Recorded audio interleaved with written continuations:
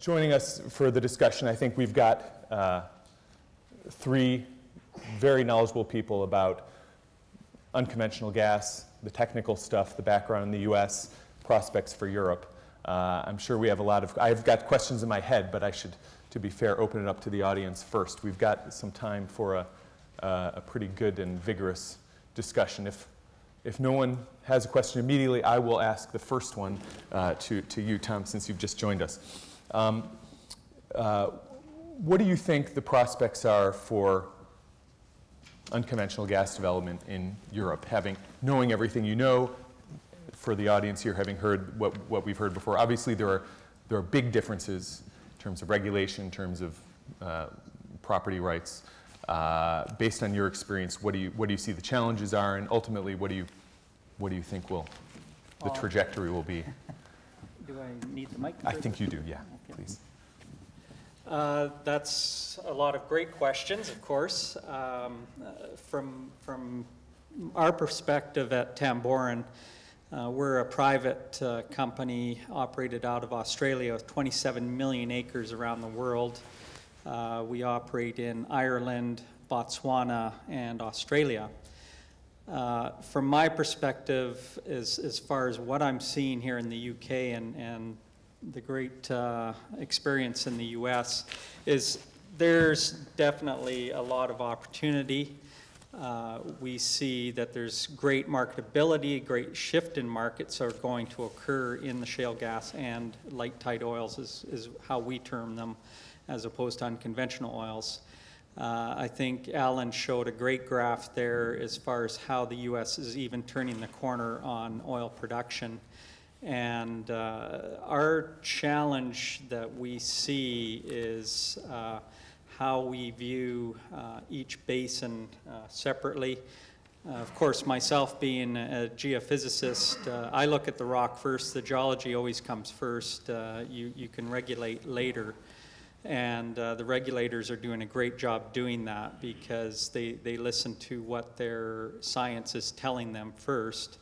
And as you saw from Alan's presentation, it comes down to kind of three basic tenements: the thickness, the depth drill, and the organic richness from a science point of view.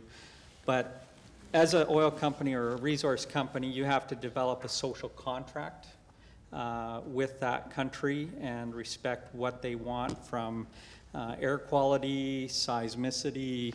Blackpool is, of course, a recent example of what happened in the UK, even air emissions, truck traffic. We look at all that, and some of the regulators do a great job generating sort of that full environmental impact a year in advance before we even step into a role of piloting any program.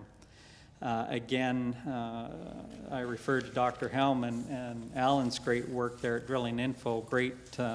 Great package for anybody. I'll put a plug in there for you to have, because I use that as part of my business to take those 51,000 experiments from the US, and we as an operator, we have to apply that within 1 to 5 wells. We don't get an opportunity to get it wrong.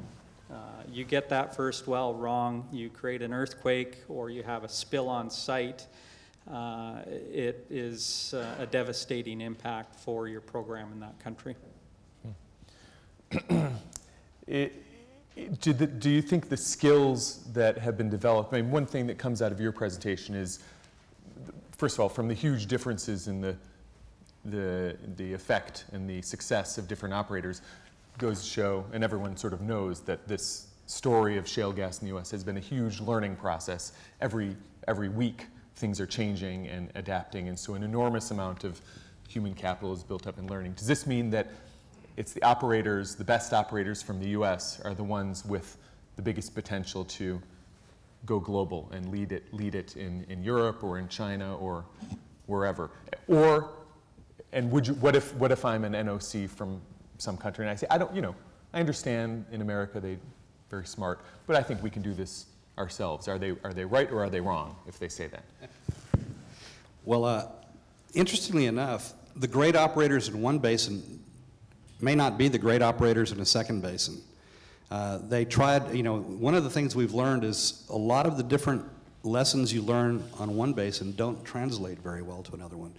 So the great operators are ones that have the concept of learning built in, that everything that they're doing is a learning experience. And there are some really great operators out there, and they might not hit the ground perfectly to the first few wells that they drill, but they're testing enough things in order to basically get better.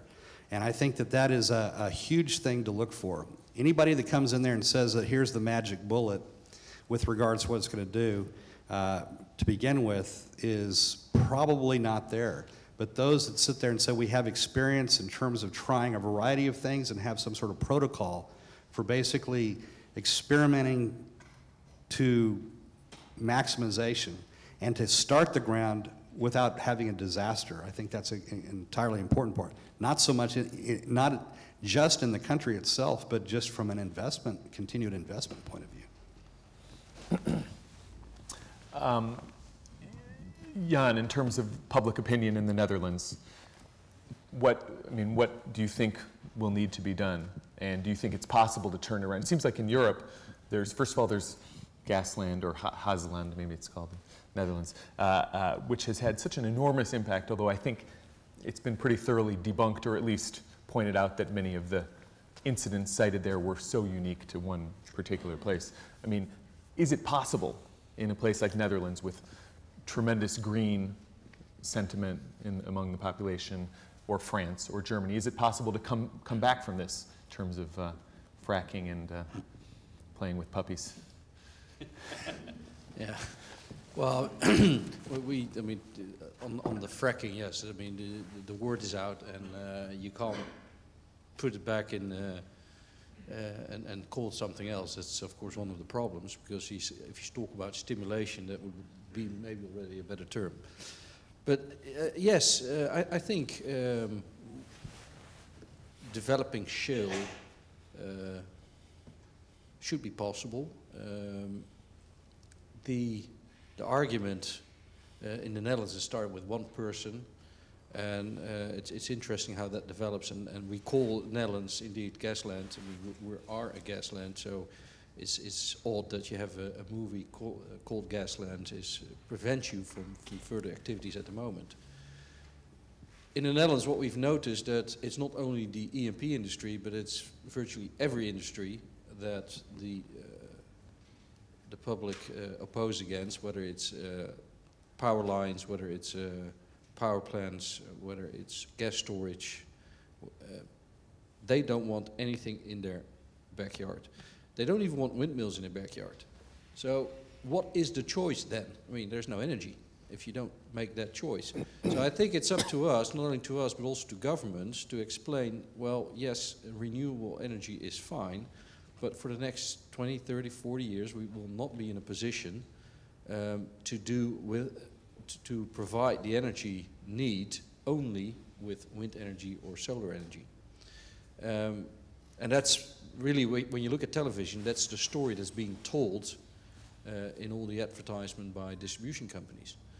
So there's probably a role here for governments as well to tell the public, well, for our energy needs, yes, we'll work on the renewables, but until at least a certain period of time, we'll need fossil fuels, and preferably, we would say gas, because gas is the most clean burning fuel, fossil fuel that we have.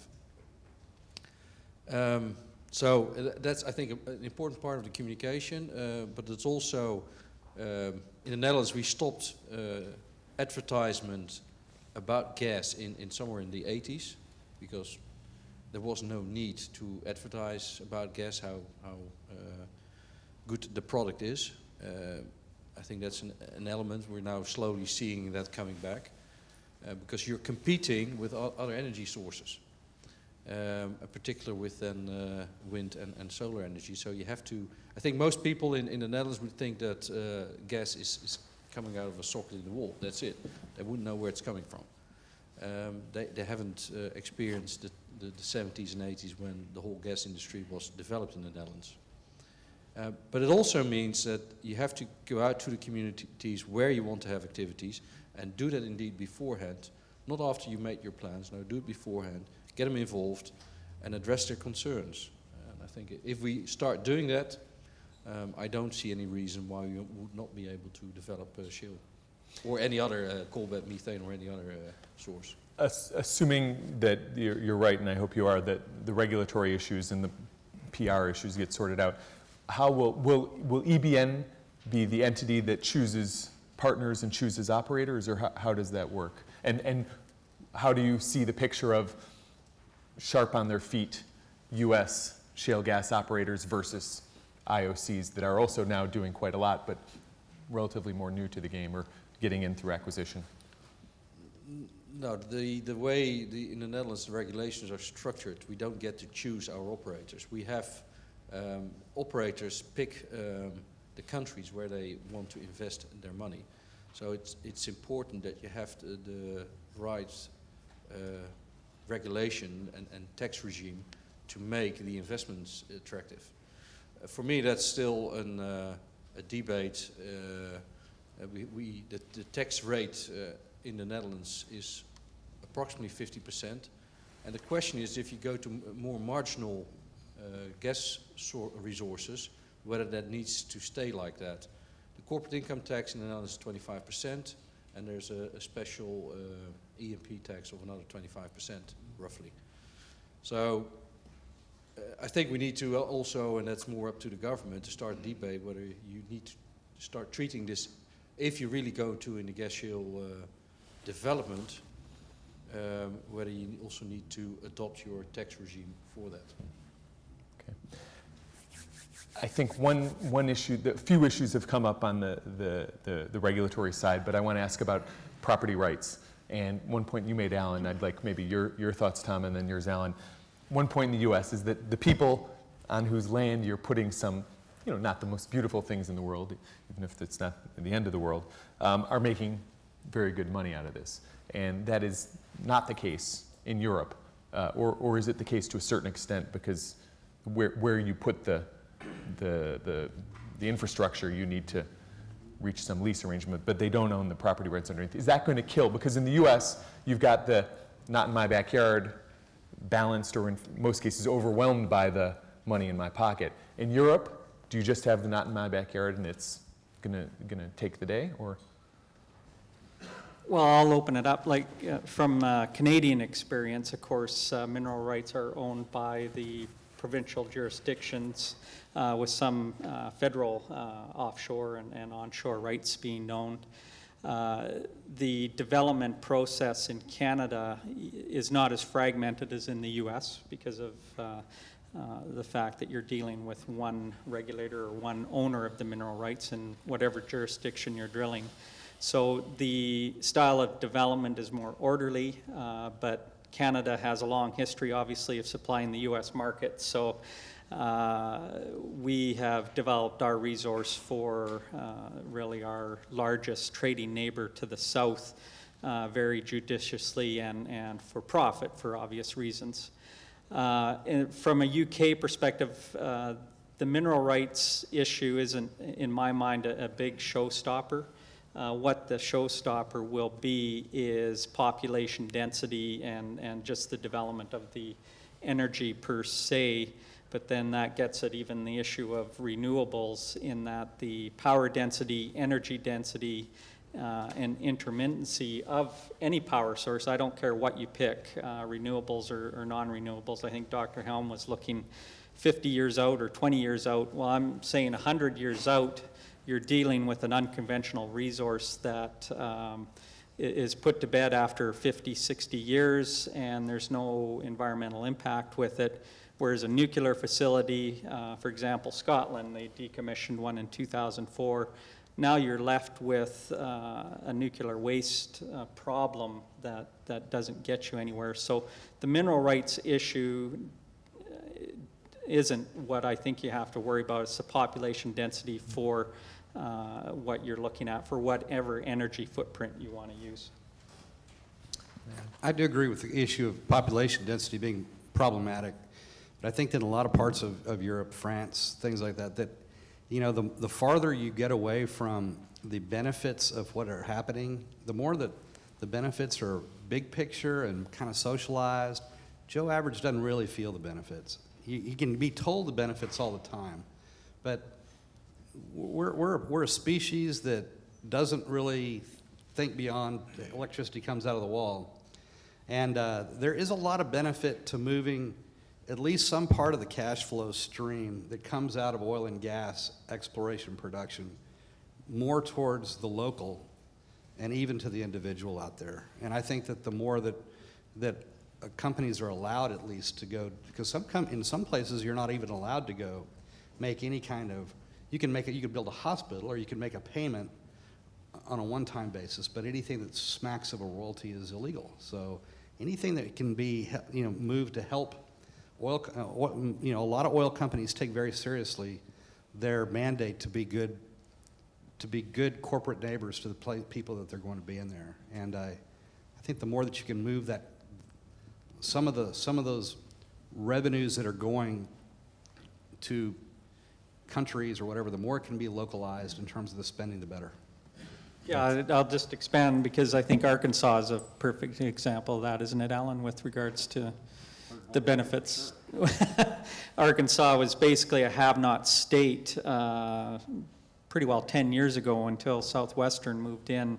I believe Southwestern just announced 3,000 wells in 10 years, and the benefits to the state are astronomical. It's a very impressive show home for a lot of NOCs to actually go and look at, and I think Southwestern, Tom Alexander, and the team there will be more than happy to show an NOC a great show home model. I know that's our model here at Tamborn.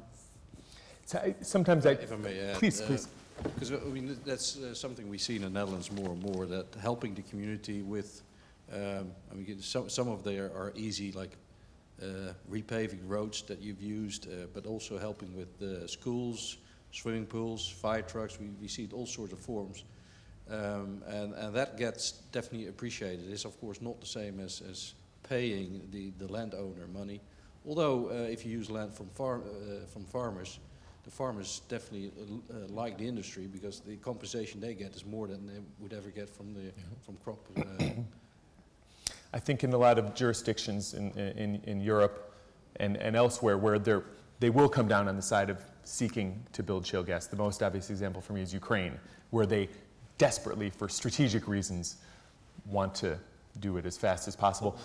Poland's another example, but Poland seems to be getting the regulation right so far. They've a lot of licenses sold and drilling has begun. Ukraine would like to follow that path, but it's not so easy in a country where the regulatory structures traditionally have not been very friendly toward business. I attended an event in January in Kiev where two of the speakers were the former governor of Pennsylvania, Ed Rendell, and the former premier of Alberta, Ed Stelmach.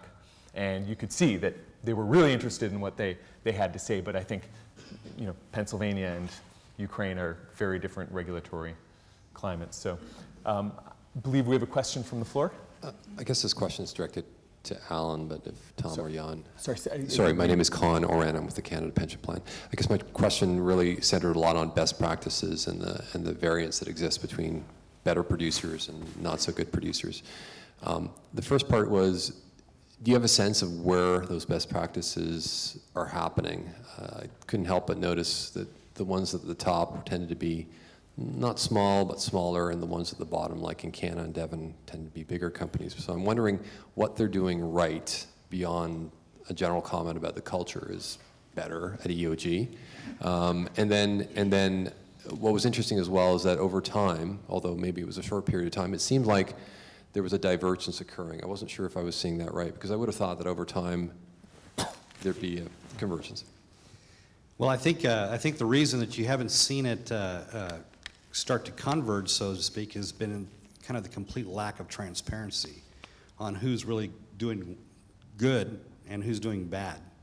And I think that lack of transparency covers lots of things. As long as you're making a little bit of money, then it's sustainable.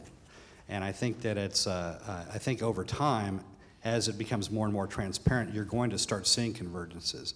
I know that Encana made a big change in their operations. In fact, they referred to an inflection point in their creaming curve to the, I think it was the Baldwin point, because they had hired an engineer from EOG to come work for them right there.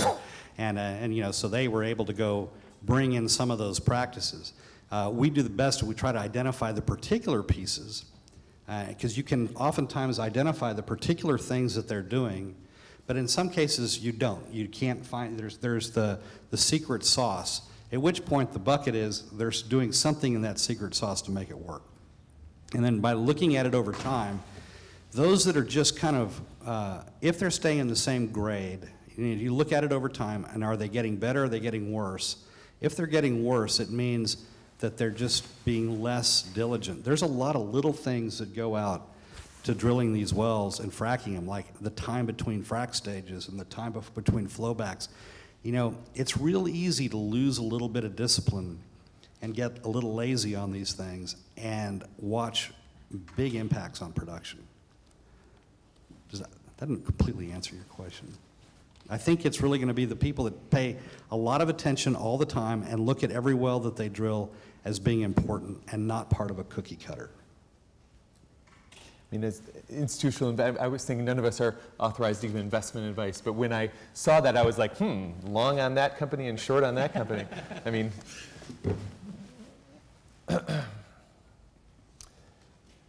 any other questions? Yes, in the back.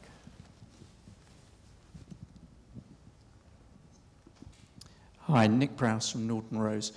In terms of shale developments across Europe, I'm just interested to know what proportion of the shale reserves are likely to be oil-driven rather than dry gas-driven. Are we likely to see a similar situation as has happened in the US occurring in Europe, driven primarily by oil rather than gas? That's a good question. I think it's price-driven. You know, today the United States is oil-driven today because of the necessity to figure it out, because oil being traded on a global market was so much higher than the price of gas, which we were glutting the market with. So I think that in certain parts of Europe, I mean, it seems like you have some pretty phenomenally good gas prices. It may not matter. Well, yeah, I mean, the gas prices in Europe are definitely significantly higher. I think it's about 4 times as high as at the moment as in the US. I know from the Netherlands, and that's probably true for most of Europe, we think we have gas, but we might as well have oil, because it's something we don't know yet, and where we have oil and where we have gas, because it has never been investigated. We don't have any samples, we don't have any cores, nothing. So that's the first thing we need to do, is acquire data, and then we can say more about that. But if you look at it from a value perspective, yeah, it would make sense to maybe go after the oil if that could be easily produced, but I don't know. From I guess, an Ireland perspective, where Russian Gazprom supplies pretty well 90% of the country, they're market-driven by price, which is, of course, gas is indexed against oil. I don't think they really care. All they want is their commodity price to come down. So if ultimately we go to an oil index system versus gas, it comes down to the final consumer wanting whatever commodity is best for them. If it's a cleaner fuel, obviously at a cheaper price, I'd say it'd be gas for some of the UK markets. But for example, in Australia, our biggest market right now will be wet gas to oil going north up into Southeast Asia. Same for South Africa. For getting a shale gas play out of Africa is probably a very long-term project right now. They'll take oil over gas any day.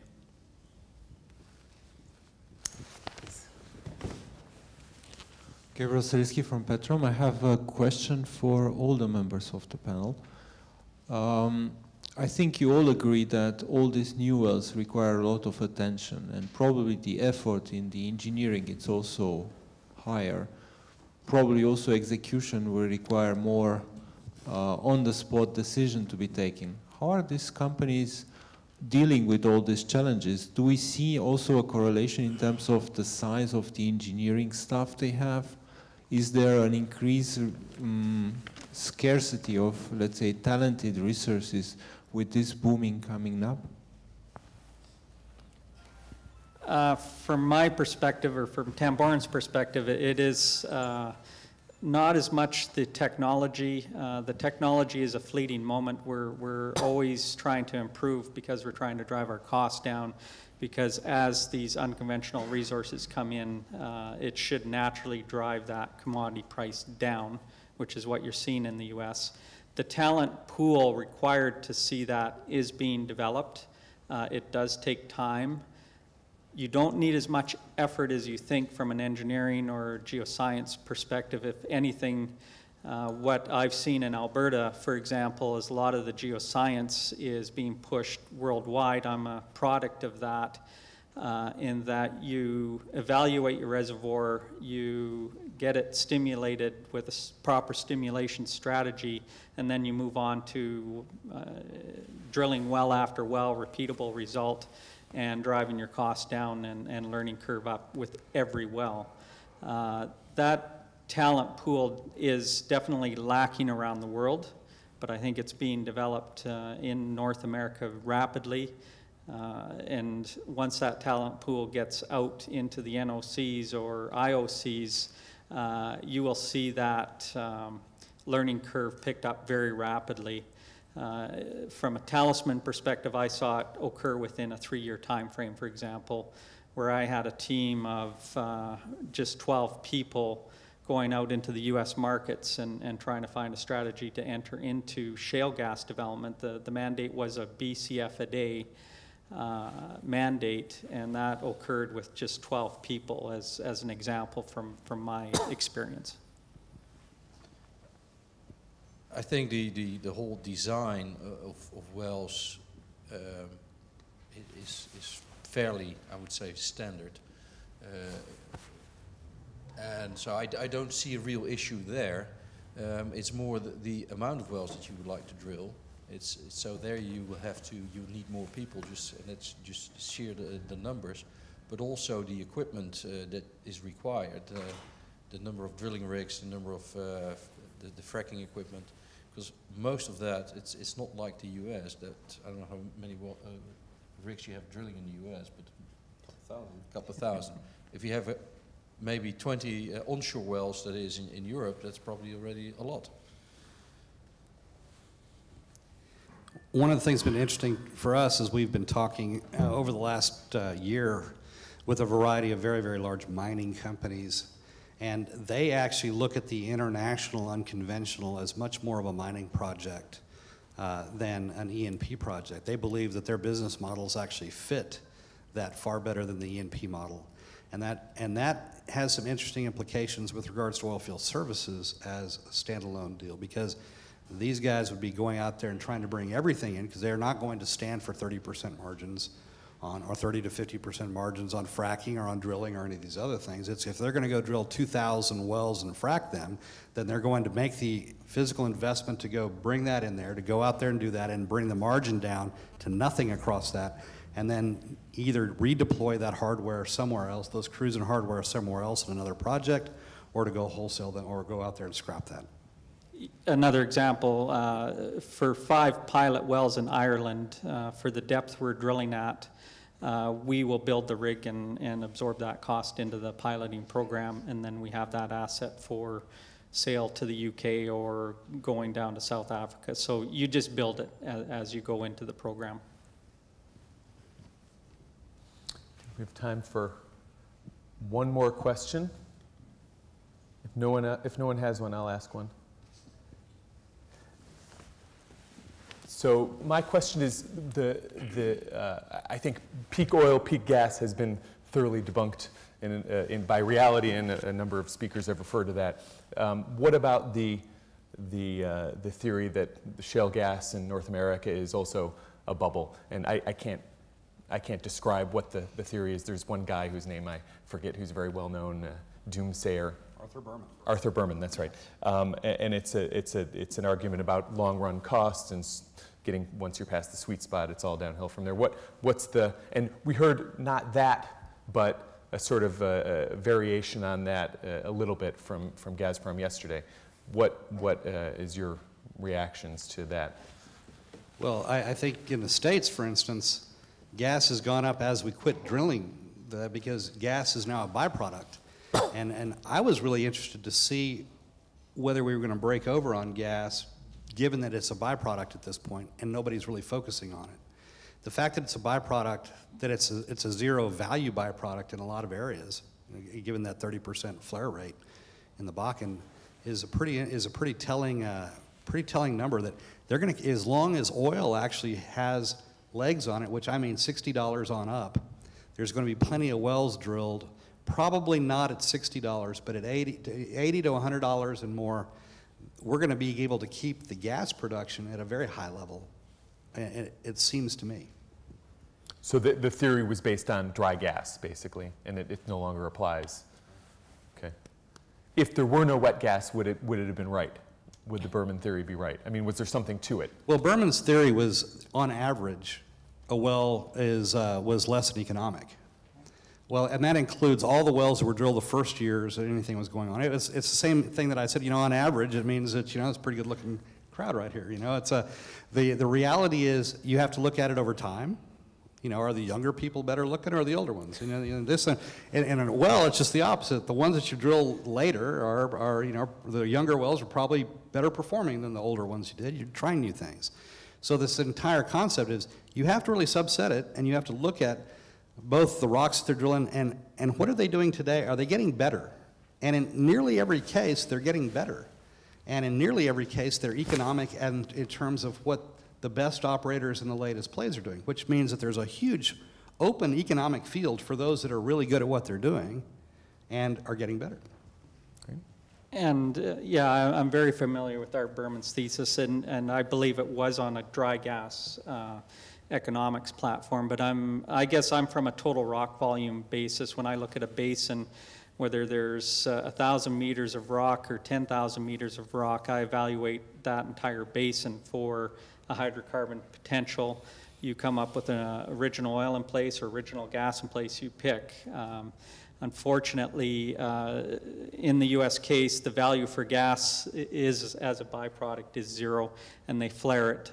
In Alberta, for example, we do not flare it. It has to be conserved and saved for another day. So I think jurisdictions around the world have to look at that aspect of their basins, wherever they are, maximize the value as quickly as you can, understanding the fact that you may not be pulling that reserve out today, but there's a time lag there based on whatever country's position is. So I personally, I don't buy that argument. Good. Great. Well, that brings us to the conclusion. A round of applause for three tremendous commentators.